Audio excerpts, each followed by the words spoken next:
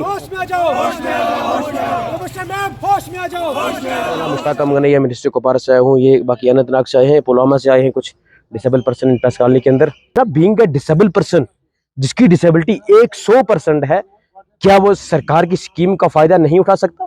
क्या वो एलिजिबल नहीं है सरकार की स्कीमों के लिए? क्या वो एलिजिबल नहीं है सरकार की बेनिफिट के लिए?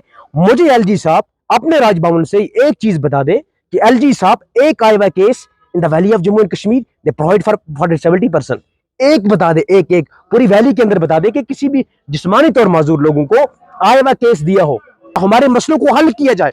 पीएचडी एंड पीजी बैठे हैं बेरोजगार, स्पेशल जॉब पॉलिसी, बड़े बड़े काम अली साहब करते हैं, बड़े बड़े काम मर्कज़ क्या करती है, तो हमारे साथ क्यों नहीं? हमें जनाब किसी भी जगह किसी भी सेक्टर में कोई इंसाफ नहीं मिलता है, किसी भी प्रकार on grass root level, on panchayat level, we are injustice to each and every field and every sector.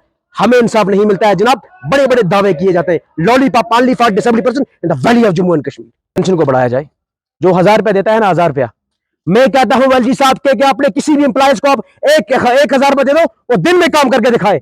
तो हमें तो महीने का 1000, दिन का 30 रुपया मिलता है। एक चीज बता दे, महंगाई देखो कितनी है। सिलेंडर जो है आज कितने का आता है जनाब? 1100-1200 रुपए का आता है। आजकल के महंगाई के दौरान में एलजी साहब कहते हैं कि मैंने इनको बढ़ा दिया जी। मैं पूछता हूं एलजी साहब, तब एलजी साहब आप कश्मीर में आए ही नहीं थे जब हमें पेंशन बढ़ाएगी। जो ये रशीद साहब हमारे हैं, इसने जो हमारी स्ट्रगल करके प्रोटेक्शन कर करके इस पेंशन को बढ़ाया, लेकिन एलजी साहब जो आप बोलते हो ये सही नहीं है।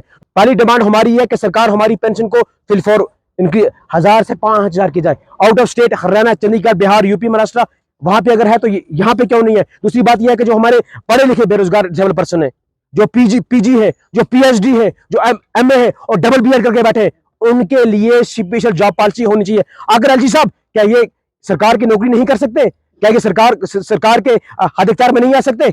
हमें सरकार जो है लॉलीपॉप दिखाने के बगैर कुछ भी नहीं है। मैं ये कहता हूं, मैं कुपवारा से आया हूं, आप वेरिफिकेशन की बात करो कि किसी भी डिसेबल पर्सन को कोई राहत नहीं मिलती है। बड़े बड़े दावे, बड़े बड़े काम, सब के सब खोखले दावे हैं कि कुछ नहीं करते और इन्होंने तक कुछ नहीं किया है।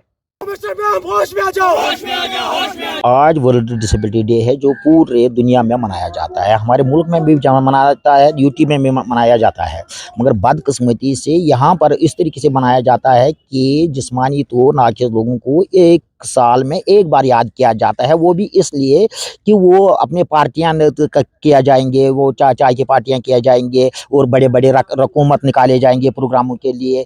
तो इसी तरीके से जब जिस्मानी तौर नाक़िस लोगों की बात आती है, यहाँ की सरकार बहरी हो जाती है। इनके मसले मसाइल जो भी है वो नज़रअंदाज करके उनको टाल दिया जाता है। डिसेबिलिटी एक्ट 2016 अभी तक पूरे तरीके से यूटी में उसको लागू ही नहीं किया गया है, क्योंकि हम 1000 रुपया मंथली पेंशन ले रहा था कि रेडी रजिस्ट्रेशन के बहाने से यहाँ कमिश्नर साहिबान ने ऐसा आर्डर निकाला है कि जिस के जरिए हमें 6-6, 7-7 महीने वो उन डॉक्यूमेंट्स को जमा करके उनको भरना पड़ा है। अभी 1 साल का पेंशन भी हमारा बंद है।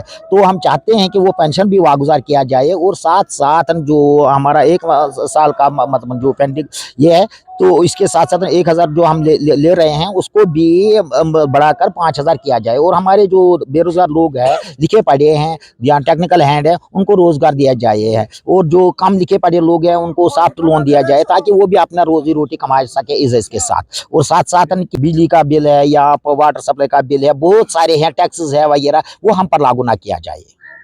एलजी साहब हमारे मसले हल करो।